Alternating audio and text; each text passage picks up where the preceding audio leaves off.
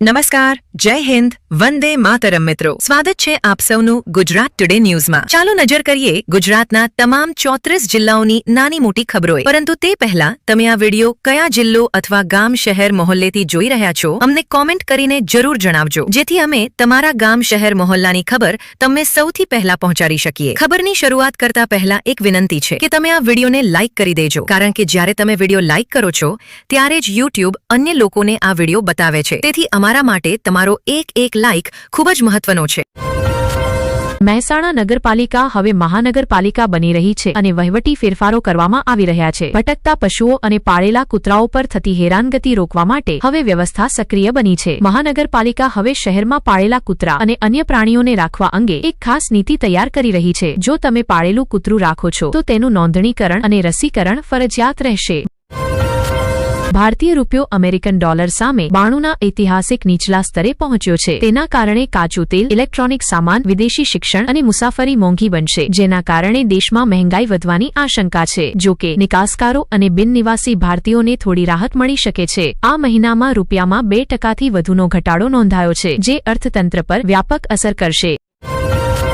સુરતમાં SIR મુદ્દે કોંગ્રેસે મોરચો સંભાળ્યો છે. કોંગ્રેસે આરોપ લગાવ્યો છે કે ભાજપે લિંબાયત વિધાનસભા વિસ્તારમાં 31,000 મતદાતાઓના નામ ઘટાડવાની સાજિશ રચી છે. કોંગ્રેસનો ગંભીર આરોપ છે કે ભાજપના કોર્પોરેટર વિક્રમ પાટીલ જીવિત મુસ્લિમ મતદાતાઓ વિરુદ્ધ ફોર્મ નંબર 7 ભરીને તેમની સંખ્યા ઘટાડે છે. કોંગ્રેસનો આરોપ છે કે કોંગ્રેસ બહુમતી વિસ્તારમાં મતદારોની સંખ્યા ઘટાડવાનો પ્રયાસ થઈ રહ્યો છે. 228 લોકોએ સલાબતપુરા પોલીસ સ્ટેશનમાં લેખિત અરજી આપી ભાજપના કોર્પોરેટર સામે કેસ દાખલ કરવાની માંગ કરી છે, જેમણે જીવિત મતદાતાઓને મૃત જાહેર કર્યા છે.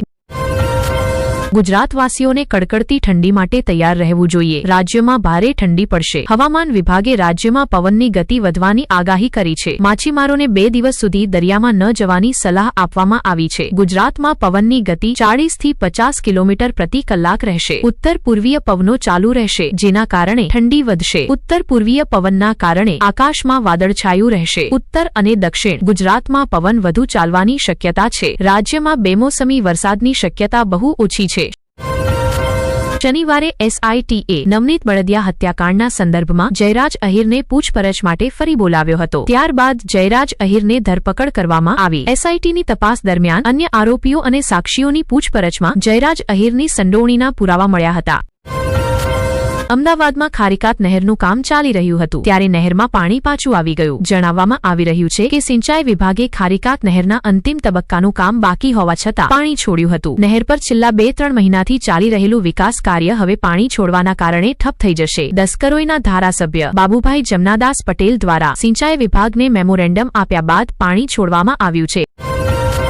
રાહુલ ગાંધીએ આવાજ ભારત કી વેબસાઇટ લોન્ચ કરી છે, જ્યાં તેમણે લોકોને વાયુ પ્રદૂષણના આરોગ્ય અને આર્થિક અસર અંગે તેમના અનુભવ શેર કરવા અપીલ કરી છે. તેમણે ભાર આપ્યો કે આ મુદ્દો બાળકો, વૃદ્ધો અને દિહાડી મજૂરોને ગંભીર રીતે અસર કરે છે અને તેને આગામી શિયાળા સુધી ટાળી શકાય નહીં. તેમણે કહ્યું કે પરિવર્તન માટે અવાજ ઉઠાવવો એ પહેલું પગલું છે.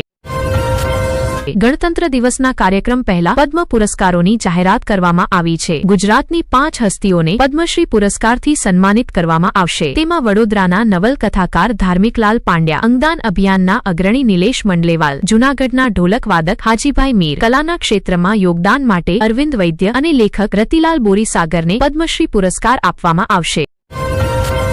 જૂનાગઢમાં ભટકતા કૂતરાઓનો આતંક સામે આવ્યો છે. 5 કૂતરાઓએ મળીને 7 વર્ષના બાળક પર હુમલો કર્યો હતો, જેમાં બાળક ગંભીર રીતે ઘાયલ થયો હતો. બિલખાને પ્રાથમિક સારવાર આપ્યા બાદ વધુ સારવાર માટે જૂનાગઢ લઈ જવામાં આવ્યો. સ્થાનિક લોકોએ જણાવ્યું કે બાળકને 7 ટાંકા આવ્યા છે. આ પહેલા એક નાની બાળકી પર પણ કૂતરાઓએ હુમલો કર્યો હતો. આ ઘટના બિલખા મસ્જિદ વિસ્તારમાં બની હતી. અનેક ફરિયાદો છતાં ગ્રામ પંચાયત દ્વારા કોઈ કાર્યવાહી કરવામાં આવી નથી. જૂનાગઢના ઢોલકવાદક મીર હાજીભાઈ કસંબાહી, જેમને હાજી રામકડુ તરીકે ઓળખવામાં આવે છે, તેમને કલાના ક્ષેત્રમાં તેમના યોગદાન બદલ પદ્મશ્રીથી સન્માનિત કરવામાં આવશે. ભજન, સંતવાણી અને દિયારા જેવા કાર્યક્રમોમાં ઢોલક વગાડવાની તેમની અનોખી શૈલી માટે તેઓ જાણીતા છે.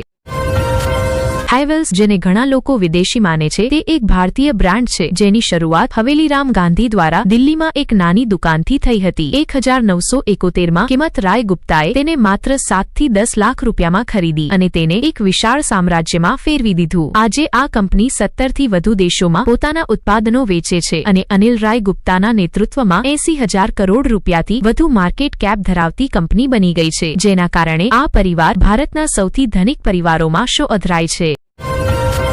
સુરેન્દ્રનગર જિલ્લાના પાટડી તાલુકાના સૂરજપુરા ગામ નજીક આવેલી નર્મદા નહેરમાં પડેલી તિરાડને કારણે ખેતરોમાં પાણી ભરાઈ ગયું છે. સૂરજપુરા ગામ પાસેથી પસાર થતી ખરાઘોડા નર્મદા નહેરમાં તિરાડ પડતા લાખો ગેલન પાણી ખેતરોમાં વહી રહ્યું છે. નહેરનું પાણી નહેરની બાજુ આવેલા શિયાળુ પાકોથી ભરેલા ખેતરોમાં ફરી વળી ગયું છે. પાણી ફરી વળવાથી હજારો હેક્ટર જમીન અસરગ્રસ્ત થઈ છે, જેના કારણે પાકોને ભારે નુકસાન થયું છે. ખેડૂતોમાં ભારે રોષ જોવા મળી રહ્યો છે. અમદાવાદ કસ્ટમ્સ વિભાગને મોટી સફળતા મળી છે. બેંકોકથી અમદાવાદ હાઇબ્રિડ ગાંજા લાવનાર 4 લોકોને ધરપકડ કરવામાં આવી છે. અમદાવાદમાં 12.5 કરોડ રૂપિયાનું ગાંજા લાવવામાં આવ્યું હતું. 4 મુસાફરો મલેશિયા એરલાઇન્સથી ક્વાલાલંપુર મારફતે બેંકોકથી આવ્યા હતા. જાણવા મળ્યું છે કે 3 આરોપી પંજાબના છે અને એક વડોદરાનો રહેવાસી છે. અજય પાંડે, સંદીપ, રોની અને મનપ્રીતને કસ્ટમ્સ વિભાગે ધરપકડ કરી છે.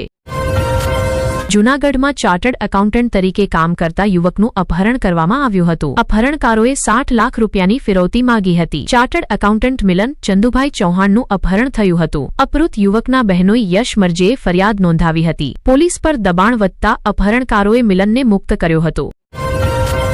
જામનગરમાં મોડી રાત્રે એક ખાનગી બસમાં અચાનક આગ લાગી હતી. શહેરના હિરજી મિસ્ત્રી રોડ સ્થિત ઉદ્યોગનગર વિસ્તારમાં ઊભી બસમાં આગ લાગી હતી. જાહેર માર્ગ પર આગ લાગતા આસપાસના વિસ્તારમાં અફરાતફરી મચી ગઈ હતી. આગ અને ધુમાડા જોઈને લોકોની ભીડ એકત્ર થઈ ગઈ હતી. માહિતી મળતા જ નગરપાલિકાની ફાયર બ્રિગેડની ટીમ તાત્કાલિક ઘટના સ્થળે પહોંચી અને ભારે પ્રયત્નો બાદ આગ પર કાબૂ મેળવી લીધો હતો.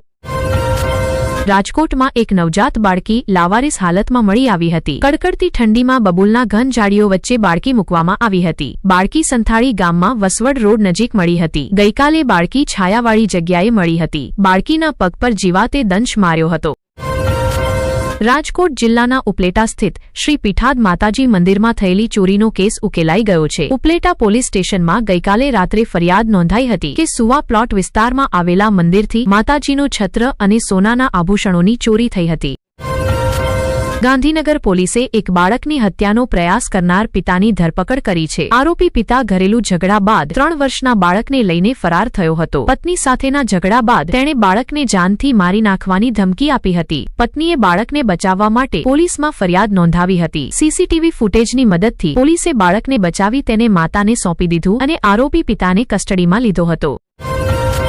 શનિવારની રાત્રે બનાસકાંઠાના ઇકબાલગઢ હાઇવે પર ટ્રક અને કાર વચ્ચે થયેલી ટક્કરમાં 7 લોકોના દુઃખદ મોત થયા હતા, જ્યારે 3 લોકો ગંભીર રીતે ઘાયલ થયા હતા. અકસ્માત સમયે કાર પાલનપુરથી રાજસ્થાન તરફ જઈ રહી હતી. ટ્રક ડિવાઈડર, કુડી અને ઇનોવા વચ્ચે આમને સામને ટક્કર થતા આ અકસ્માત સર્જાયો હતો.